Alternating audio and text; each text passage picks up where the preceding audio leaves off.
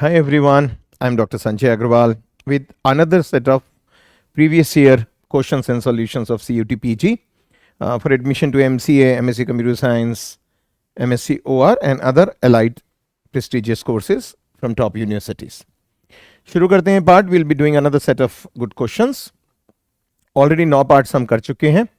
अब यहाँ पे करते हैं इन क्वेश्चंस को. These are all good questions, okay? So that question was there in 2023, 7 June, shift 2. कई शिफ्ट में एग्जामिनेशंस होते हैं बिकॉज काफ़ी सारे स्टूडेंट्स होते हैं जो इन एग्जामिनेशंस में अपीयर होते हैं और सारे एग्जाम सीबीटी होते हैं, कंप्यूटर बेस्ड टेस्ट होते हैं. So obviously at the same time they can not appear in the test, you know. तो डिफरेंट स्लॉट्स में डिफरेंट शिफ्ट में टेस्ट कंडक्ट होते हैं एंड ऑब्वियसली जब शिफ्ट अलग अलग होती है तो क्वेश्चंस भी अलग अलग होते हैं. तो ये क्वेश्चन है, the area of a rhombus is 120 centimetre square. I hope you all know the meaning of rhombus. Rhombus is a 4-sided figure whose all sides are equal. So what is the difference between rhombus and square? Square में sides के बीच का angle 90 degree होता है, but rhombus में it's not so. और you can say square is a special case of rhombus. और rhombus को normally इस तरह आप diagonal shape में बनाते हैं. मैं हाथ से बना रहा हूँ, हो सकता है diagram में sides आपको equal ना दिखाई दें, but you assume these to be equal. Okay? So A, B, C, D. Important क्या होता है कि इसके जो बाइसेक्टर्स हैं उनकी लेंथ तो सेम नहीं होती, बट ये परपेंडिकुलर बाइसेक्ट करते हैं. ठीक है ना, ये बिल्कुल एग्जैक्टली फिगर नहीं दिखाई दे रही है. It's a diamond. और क्योंकि मैं हाथ से ड्रॉ कर रहा हूँ, मैंने जैसे पहले ही बोला, but you assume that all the 4 sides are equal, diagonals are bisecting at 90 degree. ठीक है, अब आपको इसका एरिया गिवन है और आपको length of one diagonal given है. तो आप सबको ये पता होना चाहिए, area of a rhombus is product of its diagonals upon 2. और ये आपको गिवन है 120. Area is given to be 120. एक डायगोनल 24 गिवन है. आप मान लीजिए कि आपको BD नहीं गिवन है. Upon 2 is equal to 120. तो it means BD is equal to 10. तो दूसरे डायगोनल की लेंथ भी आपको पता चल गई. तो एक डायगोनल 24 है, एक डायगोनल 10 है. डायगोनल आ गया. अब वो पेरीमीटर कह रहा है, perimeter is the sum of all the sides. How many sides are there? There are 4 sides. तो यदि मैं खाली ये वाली साइड भी निकाल लेता हूं, if I am finding AD, then my perimeter is nothing but 4 times AD. Perimeter is 4 into AD. ठीक है ना.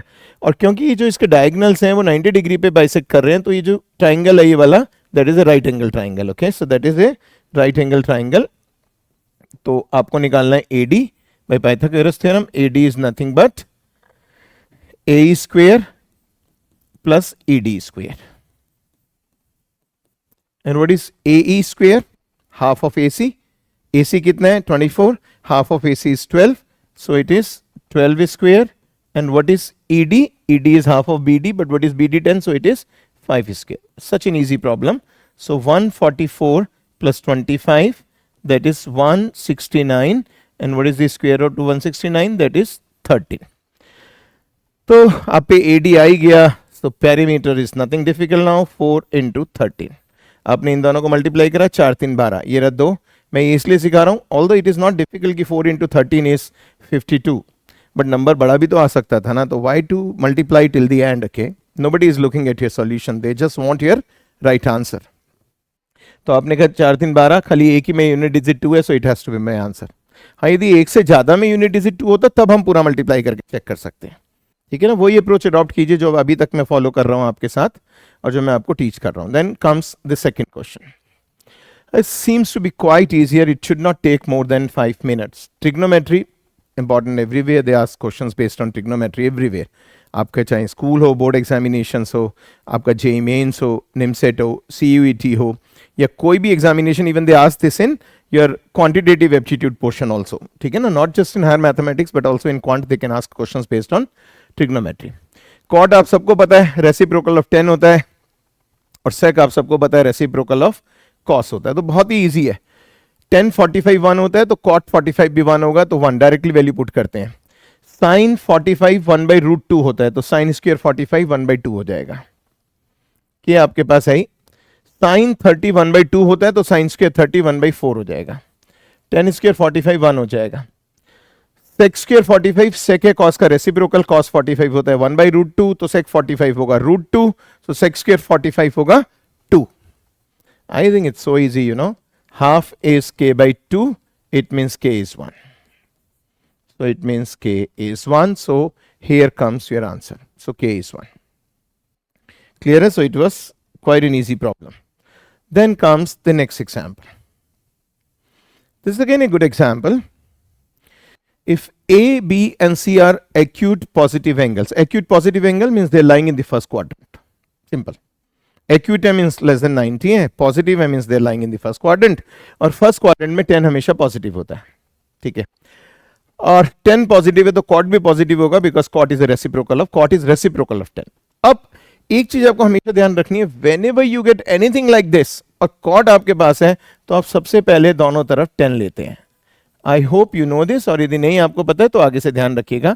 जब भी इस तरह का कोई एक्सप्रेशन है, the first step is you take 10 on both the sides, because I am involving cot, okay, and cot is reciprocal of 10, and we find it comfortable to deal with 10, okay.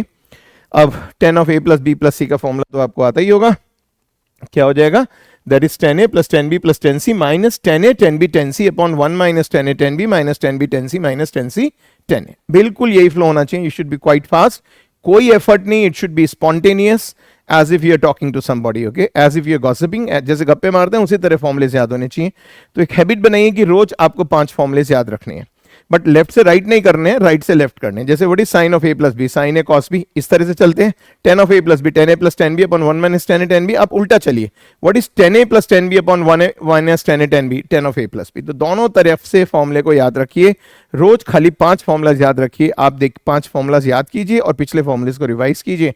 You will see that in 1 month आपको सारे formulas याद हैं, whether it is trigonometry और coordinate geometry और anything else, okay, और even integral calculus. जितने formulas याद हैं उतनी आपकी स्पीड बढ़ेगी हमेशा. तो इसको हमने सिंप्लीफाई करा, तो that is 10a plus 10b plus 10c minus 10a 10b 10c upon 1 minus 10a 10b. नीचे वाले को तो लिखने की जरूरत ही नहीं है वैसे एंट्रेंस में. वाई? क्योंकि 10 पाई 0 है. जब राइट हैंड साइड 0 है तो ऑब्वियसली नीचे वाला उसमें मर्ज होना ही है. बट क्योंकि मैं आपको टीच कर रहा हूं, I am explaining things to you, that's why I am writing it. But यदि मैं आपकी जगह एग्जाम दे रहा होता, मैं suppose I was appearing in the entrance, तो मैं नीचे वाला कभी लिखता ही नहीं, क्योंकि मुझे पता है वो 0 में मर्ज हो जाएगा और मैं एग्जाम में अपने शौक पूरे करने नहीं जा रहा हूं.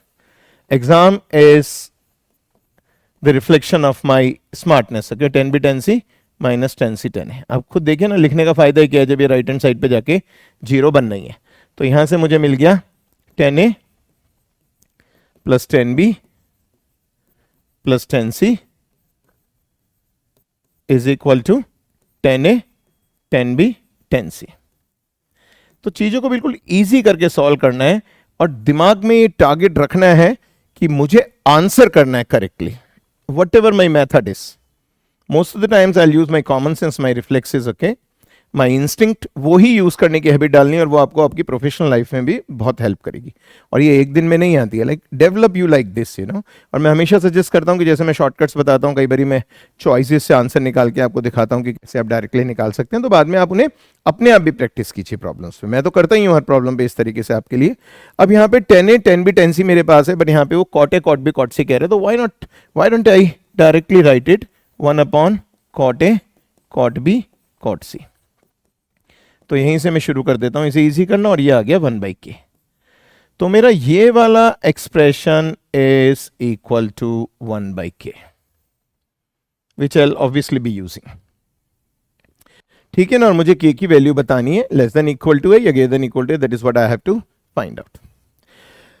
एक और भी चीज आपको याद रखनी चाहिए हमेशा, जब भी सम और प्रोडक्ट की बात होती है ना, तो आपको अर्थमेटिक और ज्योमेट्रिक मीन याद आना चाहिए हमेशा. It will always work like this.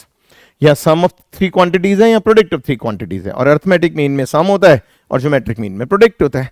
और आप सबको पता होता है कि यदि मैं एम जस्ट राइटिंग रिजल्ट, या मैं ऐसे लिख देता हूं क्योंकि फर्स्ट क्वाड्रेंट की बात मैं कर रहा हूं, 10a 10b 10c are positive, तो 10a 10b 10c पॉजिटिव या नॉन नेगेटिव जो भी है, तो arithmetic mean should be greater than equal to geometric mean. ये रिजल्ट वैलिड होगा इसमें. if you have three positive quantities or non-negative quantities, small a, small b, small c, then you know a plus b plus c upon 3 must be greater than equal to cube root of abc. You know it, okay? तो अब आप इसे apply कर दीजिए यहाँ पे, it's so easy. तो arithmetic mean क्या हो गया आपका 10a plus 10b plus 10c upon 3 is greater than or equal to 10a 10b 10c whole raise to 1/3 cube root. और 10a 10b 10c आपको पता ही है, 10a 10b 10c क्या है, यहां से देखिए 1/k है. और आपको तो अब तो सब कुछ समझ आ ही रहा होगा कि what actually I am going to do. और इधर से आप पुट करिए, ये आ जाएगा आपका k/3 इज ग्रेटर देन और इक्वल टू, आपको 10a 10b 10c चाहिए तो is greater than equal to k-3. So k/3 is greater than और इक्वल टू k/3 है या 1/3k होगा, ऑब्वियसली 1/3k होगा, k/3 नहीं होगा, 1/3k. Why? Because 10a plus 10b plus 10c is 1/k. तो ये आ जाएगा 1/3k इज ग्रेटर देन और इक्वल टू k⁻³ क्लियर है सब लोगों को? अब राइट हैंड साइड पे भी देख लीजिए, k⁻³ है या k⁻⁻1/3 है. ये 1/3 था, तो फिर एक छोटी सी करेक्शंस की जरूरत है. And it happens in exams also. यहाँ पे इसलिए हमेशा कोशिश करनी है कि कम से कम कैलकुलेशंस करें, और इसलिए मैं इतने सारे शॉर्टकट्स आपको टीच करता हूँ, क्योंकि उस प्रेशर में कई बारी आप मिस्टेक्स कर जाते हैं because you have to save your time. तो 1/3k greater than equal to 10a plus 10b plus 10c is 10a plus 10a 10b 10c is 1/k. 1/k is k⁻⁻1. So basically it is k⁻⁻1/3. ठीक हो गया, k⁻⁻1/3. और अब खुद देख लीजिए अब क्या हो जाएगा इसके बाद. Now you can easily solve it. इसको सिंप्लीफाई करना है, एंड सिंप्लीफाई करना इज नॉट सो डिफिकल्ट. दोनों तरफ क्यूब कर दीजिए अब इसको. 1/3 cube k³ is greater than equal to k-1. It means k square is less than or equal to 1/3 square 3. It means k is less than or equal to 1/3 root 3. K is less than or equal to 1/3 root 3. And what is this answer? K is less than or equal to 1/3 root 3. So that was this question. ठीक है? तो I am again saying, जब भी इस तरह का expression a plus b plus c is pi और what ever, और π/4 होता है नॉर्मली बहुत सारे क्वेश्चंस में, तो दोनों तरफ 10 लेना है क्योंकि कॉट भी इन्वॉल्व है. फिर 10 अर्थमेटिक मीन और ज्योमेट्रिक मीन की प्रॉपर्टी यूज करनी है, and then you will be able to answer it correctly. But हमेशा कोशिश कीजिए उन मेथड्स को डेवलप करने की जिनमें, और या उन मेथड्स को सीखने की जिनमें you need to do least of calculations. Normally teachers या क्लासेस में या बुक्स में लिखे होते हैं बहुत लंबे लंबे स्टेप्स, बट आप प्रिपेयर कर रहे हो ऑब्जेक्टिव क्वेश्चंस के लिए, एंड ऑब्जेक्टिव में you have to solve a question in around 1 minute, you know, so you're not having that much of the time and you always need to save time. तो इसी तरह की approach अपने अंदर develop कीजिए. Next, but इस part में वैसे ज़्यादातर प्रॉब्लम्स जो हैं वो कैलकुलेशन बेस्ड हैं, इनमें कैलकुलेशंस चल रही हैं ज़्यादातर पार्ट्स में, but let us do this also. The two adjacent sides of a cyclic quadrilateral. तो सबसे पहले तो हम देख लेते हैं साइक्लिक क्वाड्रिलेटरल होता क्या है. ठीक है ना, सेम वही अप्रोच. ठीक है, हम डायरेक्टली क्वेश्चन को सॉल्व भी कर सकते थे, but why to do that, हमें पता होना चाहिए साइक्लिक क्वाड्रिलेटरल क्या होता है.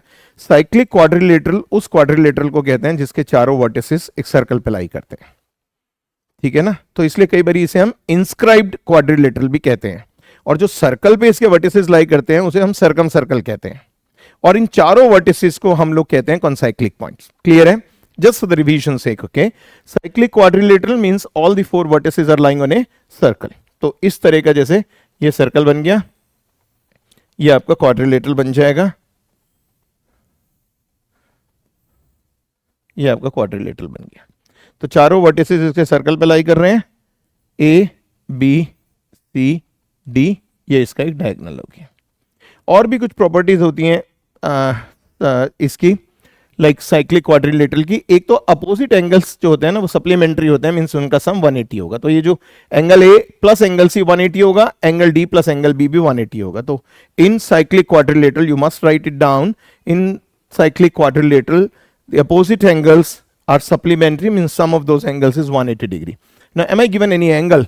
Angle between them is given to be 60. तो मुझे गिवन क्या है, 2 adjacent sides are given to be 2 and 5. So I'll change the color of the pen so that it is easily identifiable for you.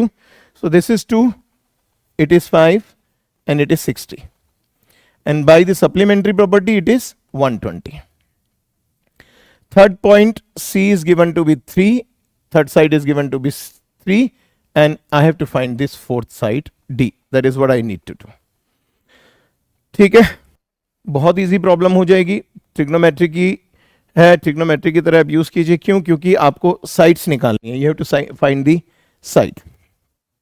But ये जो diagonal है ये इस सर्कल का भी डायगोनल है, सॉरी ओके, ये जो डायगोनल है तो क्वाड्रिलेटरल है, ये इस ट्राइंगल की भी थर्ड साइड है और इस ट्राइंगल की भी थर्ड साइड है.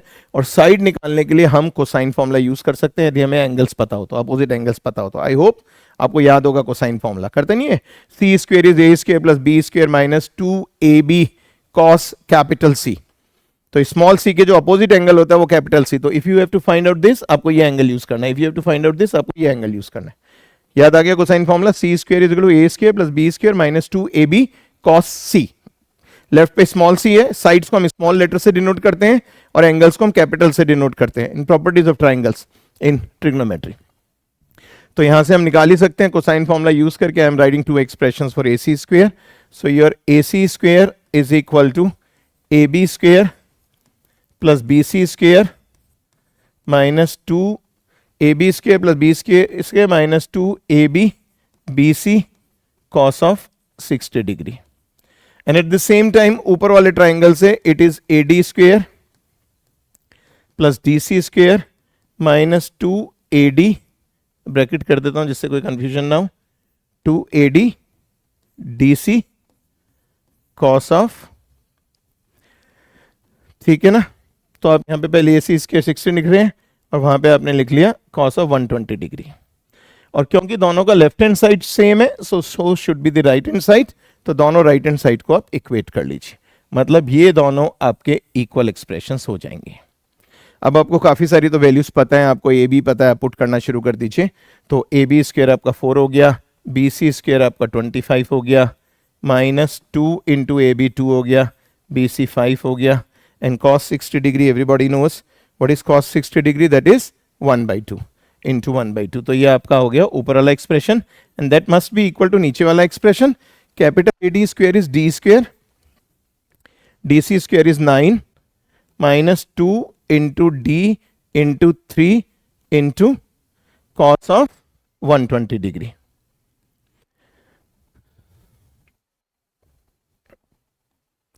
करिए, what is cos of 120 degree? That is 180 minus 60 degree. Okay, and cos of 120 degree will come out to be, you know what is cos of 120 degree. तो अब इसे सिंप्लीफाई करते हैं. करिए इसे, try to do this fast.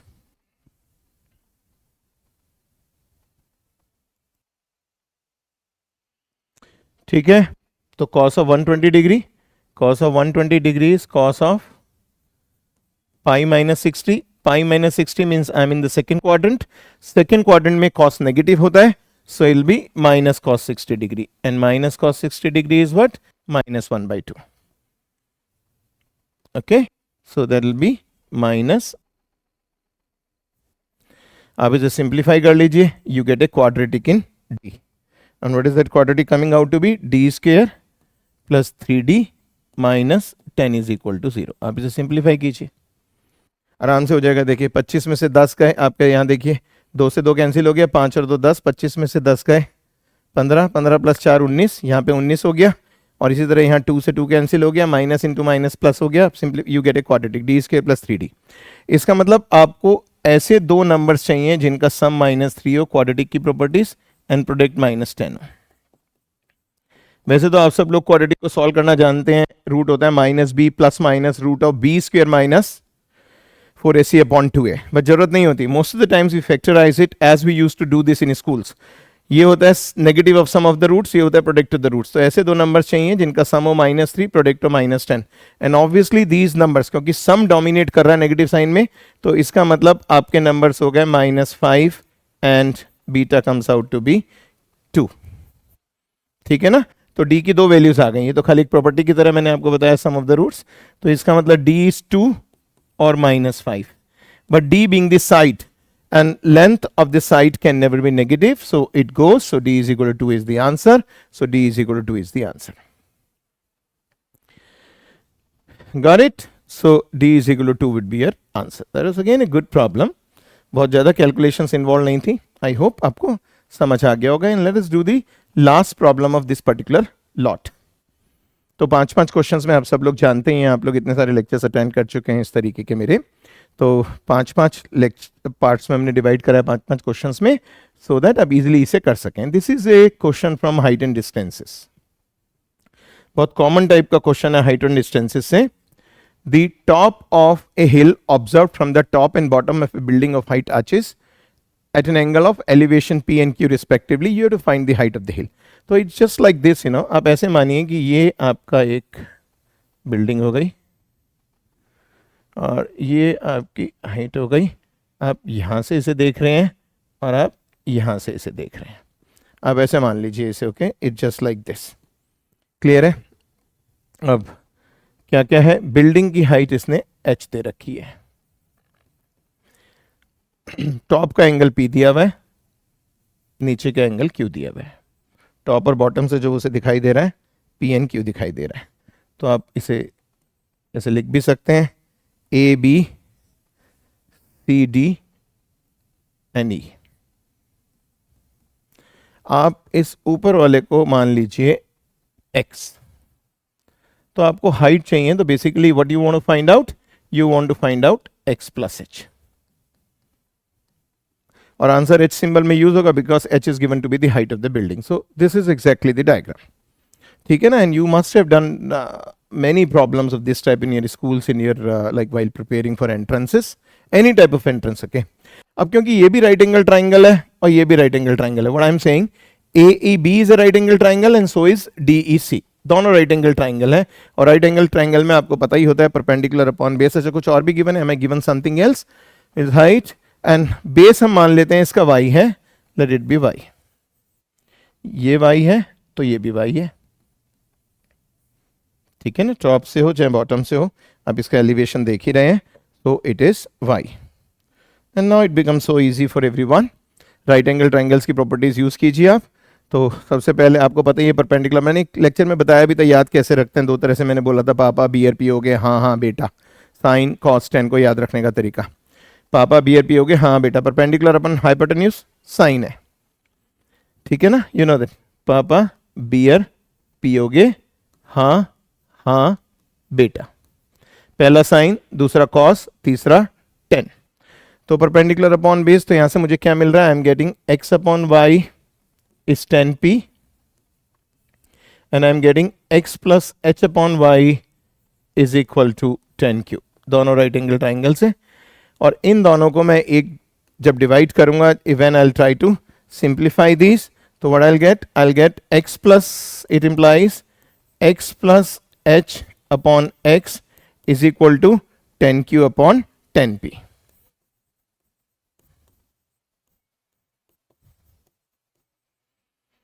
ठीक हो गया? so you can easily solve it. so x plus h upon x is equal to 10q upon 10p. और आप इसे सिंप्लीफाई भी कर सकते हैं. if you want you can simplify it.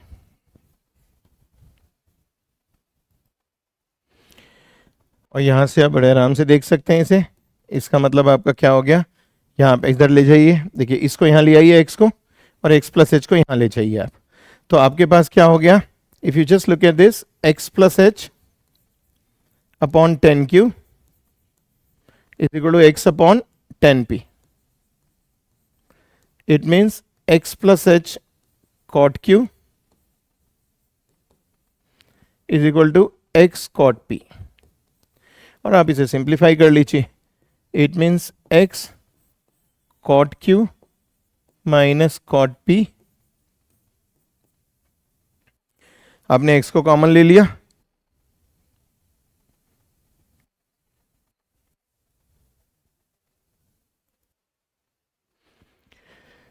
so x cot q minus cot p is equal to minus h cot q. It means x is equal to h cot q upon cot p minus cot q. ठीक है, ये आपकी x की value आ गई. H cot q upon cot p minus cot q. अब खुद देखिए ये x है तो पहली चॉइस तो ये हो नहीं सकता क्योंकि मुझे x नहीं चाहिए, मुझे x प्लस एच चाहिए। तो पहली चॉइस हम हटा दी हमने, ऐसे भी मतलब नहीं भी हटाएंगे तो काम चल जाएगा। यहां से हम अब x प्लस एच लिखने चाह रहे हैं। What is x plus H? x plus H is h cot q upon cot p minus cot q plus h। That is, आप क्रॉस मल्टीप्लाई कर दीजिए, h cot q plus h cot p minus h cot q upon cot p minus cot q।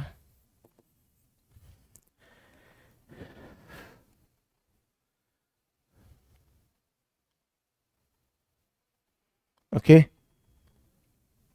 And अब क्या रह जाता है finally? आप खुद देखिए, h cot q से h cot q कैंसिल हो गया, तो आपके पास क्या बच गया? h cot p upon cot p minus cot q। This is the answer, h cot p upon cot p minus cot q, that is your answer.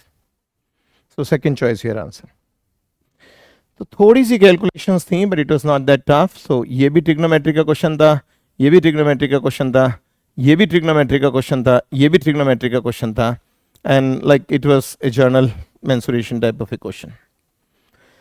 तो आपने देखा कि इस केस में ट्रिग्नोमेट्री के बहुत सारे क्वेश्चंस इसमें आए हुए थे, but you can always solve such problems. You can always use these methods based on logic and concepts and fundamentals which I am teaching you here. So I'll come back with more problems for you. Till then, all the best.